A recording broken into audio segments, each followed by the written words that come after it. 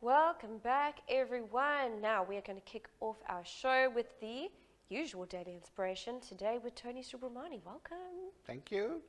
What have you got for us today, Tony? Yeah, thanks, Zoe. We're just talking, celebrating recovery. And I want to compliment and congratulate those who have embarked on the journey of recovery. And I want to encourage others who are struggling and challenged with recovery to make the decision and come on board. And there is hope for you. There's so much more that you could look forward to. Today I want to touch on a kind of a controversial aspect of addiction, and that is over-the-counter medication.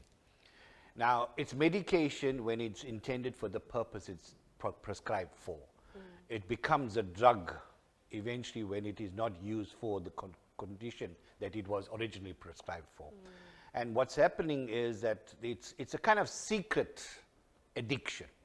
And it's one that is just accepted very often by the public at large because it's legal, it's over the counter, you don't have to duck and dive into the nooks and crooks and the dark nights to get your drug of choice. And what's happening is that initially when you take it, it is, as I said, helping you to overcome a certain condition, health condition, and eventually it becomes an addiction.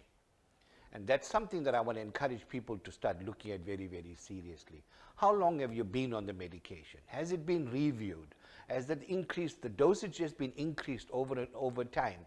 Are you able to make a committed decision to say, look, I need to do something about it because you can't continue living your life on medication, right?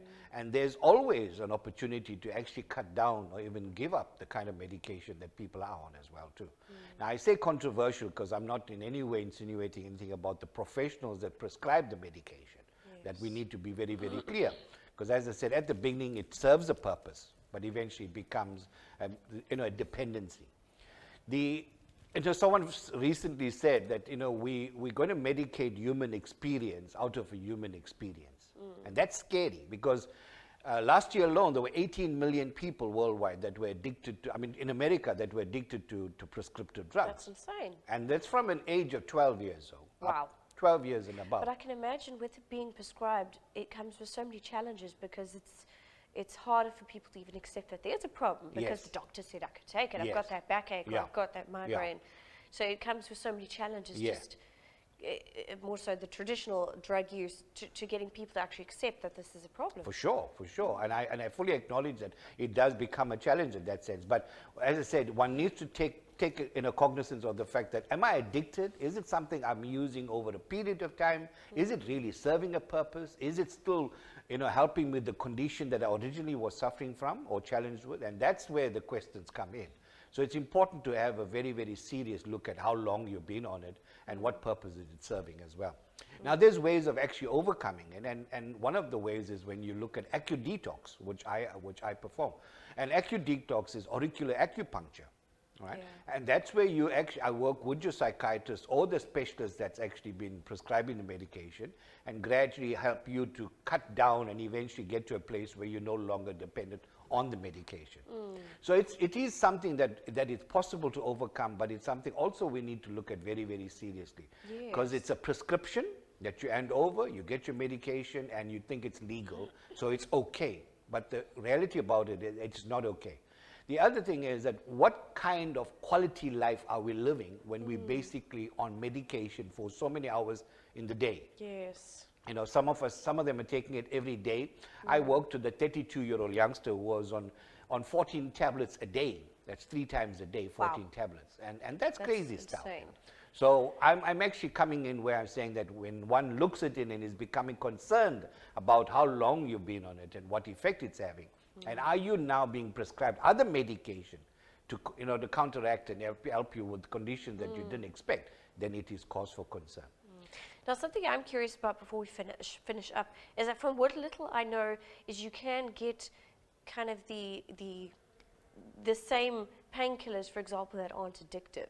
Should parents especially be rather with their kids, would it not be wise to get them started on these non-addictive painkillers from the beginning to help avoid having our youngsters growing up to be used to taking all this addictive medication? Well, the starting point is, that's a very, very important statement that you're making, but the starting point is to try and avoid medication, even for painkillers. Yes. right? Even for pain, as painkillers, you know. Yeah. One needs to look at other methods that you can actually use in order to overcome the pain. Yes. However, when it's prescribed, then it is important to look at what's addictive and what's not addictive. And being able to recognize, like, Yeah. okay, this backache is just, Yes. it's not even there, but I'm still taking this medication. Yeah. Yeah. You know, we've become a pill-popping nation, and we should not be proud of that. And Yeah. it's something that we need to look at very, very seriously. Just before I go as well, I want to also send a message out to the youth that's out there, that's also, you know, stressing around the exam periods, and they've also been, you know, in lockdown for so long, and they've had to, you know, kind of endure so many changes as far as schools are concerned and the study programs, and they're stressing and things. And need to look at natural ways of overcoming that. Yes. So I want to encourage them to reach out. My number's on the screen. Reach out. We can have a chat. All conversations are confidential, and it's private. So we need to encourage the youngsters to put their hand up and say, look, enough is enough. Either they are victims of the medication that they're on, or they're probably witnessing it in the families that they're living it with as well. Which isn't going to set a very good example. Yes. But that's very informative. Yeah. Thank you, Tony. I wish we could talk about this more, but we've just run out of time. Sure. But thank you so much for joining us, Tony. I hope we get to discuss this more again in the future. Definitely. Thanks, Zoe. Please do. Thank you so much. Tony. Right, we're going to be moving on to an ad break, everyone. And then after that, Matt Williams will be giving us the sports update.